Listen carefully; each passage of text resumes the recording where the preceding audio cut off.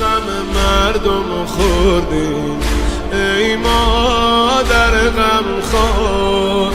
شده حرفت ورد زبونا، الجا صمت دار.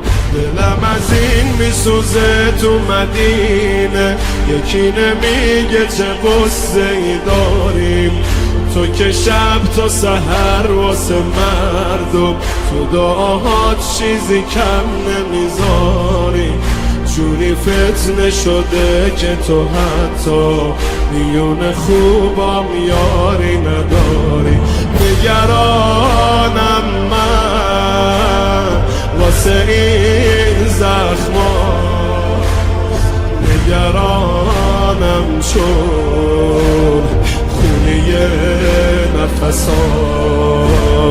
مظلوم مادر، بیکس مادر، میدوید تو کوچه یه نفس مادر.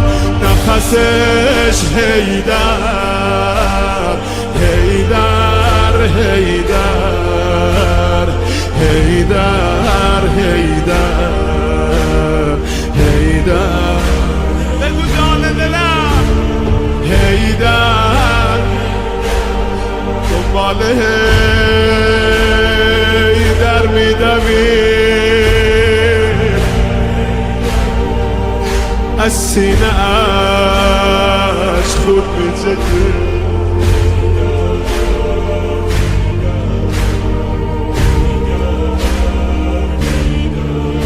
باز مشغول کاری با لبخند که انگار نه انگار که از دو تا دنده شکسته بین در و دیوار. چرا برات نگران نباشم که نفست گاهی بر نمیگرده. الهی مادر برات بمیرم که تموم نفسات پر درده. اون دستای مهربونت دیگه موهامو نشونه نکرده. چی شده پهلو کبوده بازود، چه ورم داره گوشه ابرود. ای جان مادر، بیکس مادر، چی شده پهلو کبوده بازود،